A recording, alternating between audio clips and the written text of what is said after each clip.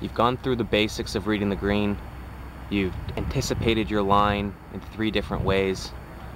You've figured out how to aim your putter 6 inches from the ball to ensure that you can launch the ball directly from your club face down the line you've chosen.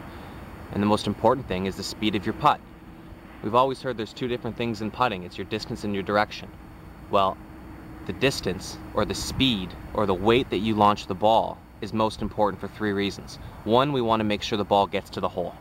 2, we want to make sure the ball is rolled fast enough, hard enough, or far enough in order to run over the imperfections of the ground. And the 3rd is we want to make sure that the ball reaches the hole slowly enough in order to make the hole wide enough so that a ball can fall in on the side door in either direction.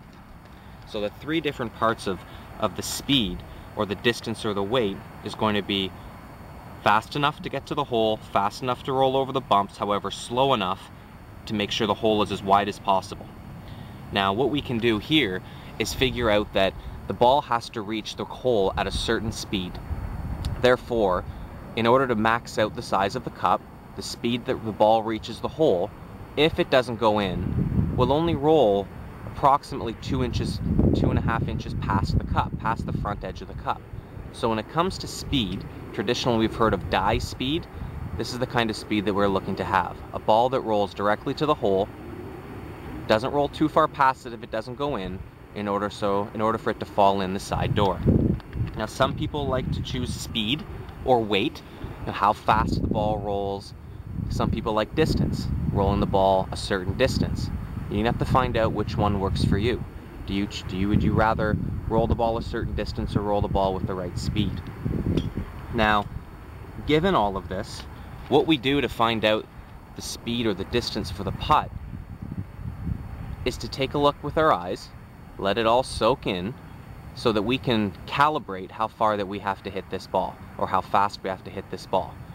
Practice swings that match what you're looking at are pretty important. So when you make your practice swings, take a look at the hole and make strokes that react to how far the hole is. This can be one part of reaction in the golf game. In terms of finding the right speed, it's directly related to the tempo of your stroke and ensuring that the tempo is consistent given a consistent distance. Sometimes it will have more slope, sometimes it will have less slope, so the tempo of your stroke is directly related to how much the ball rolls, how far the ball rolls. So there's some things that you can look at. If you address the golf ball and get ready to hit your putt, things that you can work on for tempo are going to be the pressure points in your hands. Where it is each hand touches the other, where your hands touch the grip. Everyone's going to have a different set of pressure points. Everyone's going to have a different set of feelings in their hands. But the one thing to keep consistent is the amount of pressure. I'm not too concerned whether you grip it at a 10 out of 10 or a 1 out of 10. What I'm concerned with is that this pressure remains constant and consistent throughout your stroke. If it changes, you've applied a little bit of force to the putter head from your hands, and now our distance or our speed can be thrown off and be a little bit more of a variable. So after you've read your putt, you found your line, you've aimed it well with an intermediate target within 6 to 8 inches from the hole, the next step is to make sure that you're ready to hit the putt, anticipate the distance, and keep those feelings in your hands the same. Whether it's a 10 out of 10, a 1 out of 10, or whatever grip pressure you choose to have. Within the speed of the putt, we've found that we've chosen a 6 o'clock putt up the hill. Now, when we hear golf on TV, the announcers sometimes say, wow, this is going to be a really fast putt, referring to a downhill putt, but there's really nothing fast about it. A putt that rolls uphill is rolling faster than a putt that rolls downhill. It takes less time to get into the hole versus a downhill putt. It's going to break a little bit less than a downhill putt. So what we want to make sure that we're able to do here is be aware of a downhill putt versus an uphill putt and how the break is affected by the speed.